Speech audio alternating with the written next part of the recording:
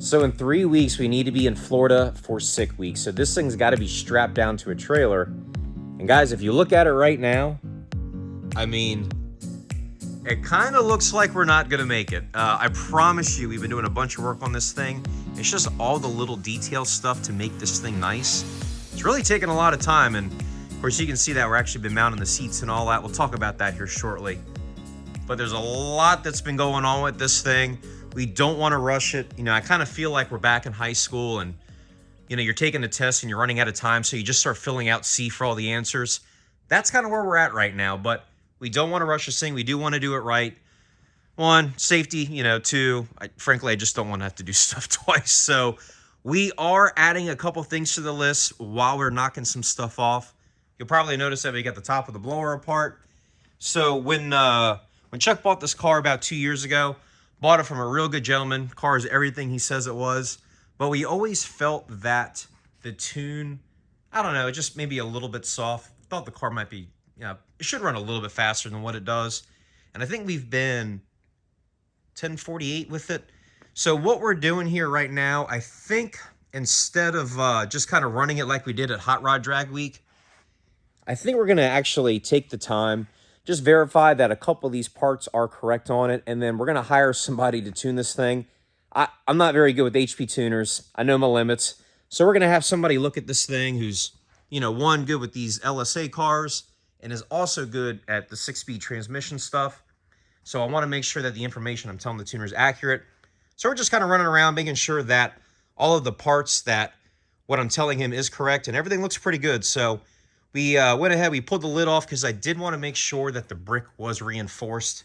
And if you guys have actually never seen a brick or the bottom of a ZL1 lid before, this is it right here. So what can happen on these LSA bricks is the internal pressure from the supercharger can actually push on the end tank, and it can push this tank against the fins, block the cooling. So people go in and they basically weld this like 1/4-inch piece of aluminum in here just to stiffen that tank up.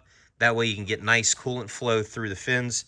Now, one thing when we did pull this lid off, we noticed there was a lot of blow by. Now, I'm not going to say that the motor's hurt or anything like that. I don't think it's that bad. But, you know, forced induction, it creates a lot of crankcase pressure.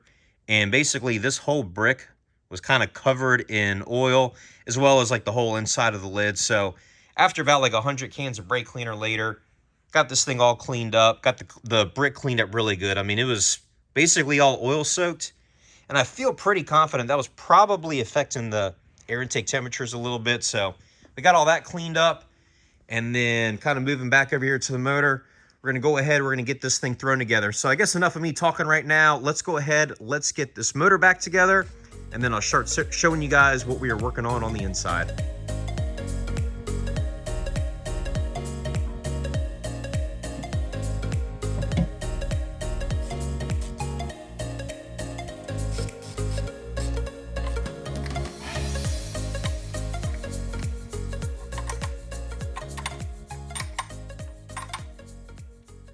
Man, is it nice seeing this car come back together. So we got that lid thrown on it here real fast. And then the factory hardware that holds the lid down, we chucked every single bit of that in the trash. Got some stainless M6 20mm long bolts. That's the perfect length so you don't drive a bolt right down into the fuel rail. And guys, again, it's all in the detail. It's just that little stuff like that just to kind of clean it up and make it look good. And that's kind of what I'm about. So now that we've got the supercharger lid back on, I'm going to do something with this air intake setup. I'm not quite sure yet, but it's on the list. But I did want to show you guys something else here. So all of our powder coat stuff already came back. So our modified ice tank that you guys may have saw in the last video. We've got our high flow port down there at the bottom for our Davies Craig pump. And then for this finish, we did a black wrinkle finish. When you're constantly, you know, dumping ice in this thing, kind of like a high traffic area, the gloss black usually kind of scratches kind of easy, so opted for the old black wrinkle here. I love this color. It usually holds up really, really well. So that is back, and then also our interior trim pieces. So we are carpeting the inside of these. This is for the rear seat delete area. We've got probably about 5 or 6 pieces over here. So the inside will be carpeted black, but on the back side, of course, it's also black. So when you open up the trunk, it'll be a nice clean finish. no exposed like aluminum or nothing like that. So did want to let you know that that powder coat stuff did show up. So now that we went over that little bit of stuff, I'm going to show you real quick how we're mounting these seats, because really like how it's coming out. And then we're going to show you that bad frickin' transmission that we got for this thing.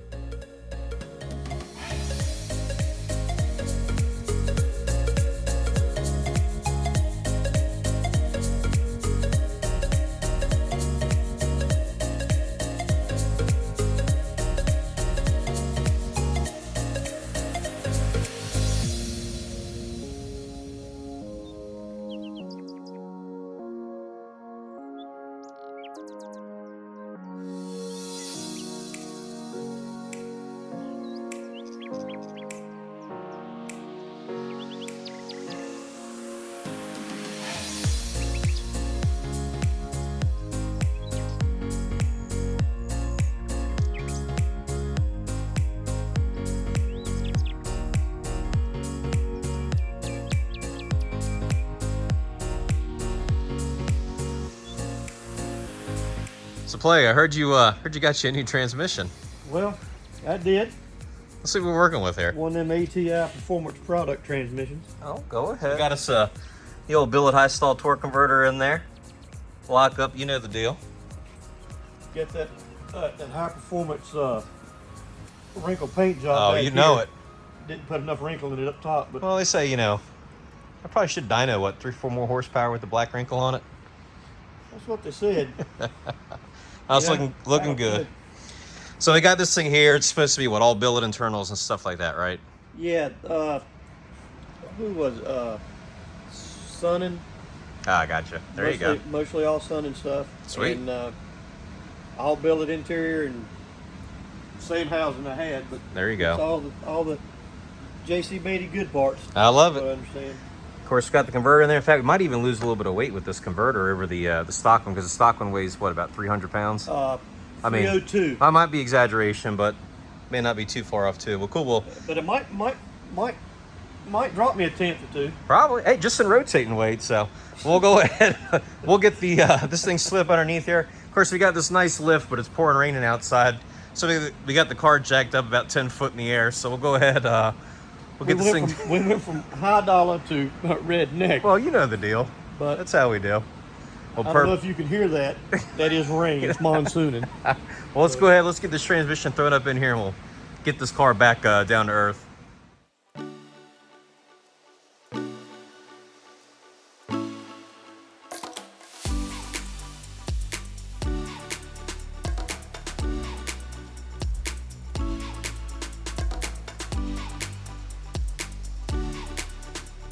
So we got this mammoth of a transmission shoved back up in here. And fun fact, factory rear cross member is actually aluminum on these things. That's pretty cool. So the shifter linkage is attached. We went ahead, we got the cooler lines bolted back up. And then everything on this side, the electrical connector. And then we went ahead, we got the converter bolts back in the torque converter. Starters bolted back up and all the wiring associated with that. So we are pretty much good to go underneath here as far as the transmission stuff goes. So all we need to do now, we just need to put the yoke on it. We need to stick the drive shaft back in it, and then of course bolt the exhaust up. But that is pretty much it for the transmission. So we've got the seats bolted back in. I got all the stuff made for that. So let me show you that real quick. And here it is with the seats in it. So what we did is, instead of using like the factory floor supports and like a bunch of adapter brackets to adapt the seats, we went ahead and we made some custom brackets here, added some 1/2-inch chromoly going right to the rocker bar. So these things are super strong now. We've got a similar piece on the other side that we made. And then also, it's a good idea to go ahead and run a third brace right here off the back of the cage. I even think NA tray requires that now. But anyway, so now we've got the seats in here. And what I'll do, we'll run around to the other side and we'll show you what these mounts look like without a seat on it, in case you guys want to do something similar. So I figured it'd be a lot easier to see these brackets without the seat on it on this side. So again, custom made seat bracket on this side. We've got it tied into the rocker bar. So that is super strong, is not going anywhere. And then on the inside, so what we did, piece of 1.25-inch chromoly, bend it up, turn it into the floor. welded a plate on here, and actually just underneath that is where the transmission cross member is. So that whole side is super strong with the inner frame rail right there. So that is pretty much our lower pieces, and they're pretty much exact. You could actually almost even like flip these brackets from side to side and use them, but that is that. And then for our center seat belt support, so what we did is we just welded a piece of 1-inch tubing across, and then we've got the belts mounted in a double shear fashion. A lot of the real fast cars are going to this style now, and I like that a lot. So we're going to go ahead and do the same thing here. I just need to do the same thing for the lap belts. Weld one here, and then we'll weld one over here. The top seat belts actually wrap around the tubing, so we don't need to do any sort of welding there. And then this is that third seat belt mount. And the way we did this is, it's just a real quick in and out, 1/4-inch bolt. So if we ever did change seats down the road, all we would need to do is make a new this piece, make a new piece here, make a new piece here. No welding on the cage. Literally everything just kind of bolts right in. So works out pretty good. Guys, I'm thrilled to say that the fabrication is done. So as far as like the window net stuff goes, we have got that in place up there. And then we've got the stuff here in the back all welded in. So the last piece of that X is done. And then just this bar right here, we need to weld in real fast. But other than that, guys, the fabrication is done. I am thrilled to say that because we are actually going to be prepping this thing now for paint. And I'm hoping if everything works out okay, we're going to try and actually paint this thing next Saturday. So clock's ticking. That race is coming up, and we've got like 2 or 3 weeks left. So yeah, lot going on. Guys, for the last couple weeks, it's been a lot of late nights, and as a matter of fact, it's almost 1 a.m. right now. So thank you so much for watching these videos. I hope you guys are enjoying them. It truly does bring me a lot of motivation to see you guys enjoying them. So thank you so much for that. We are going to be painting the cage, and then we're going to be doing final assembly on the Cadillac here coming up just as quick as we can. So be watching out for that.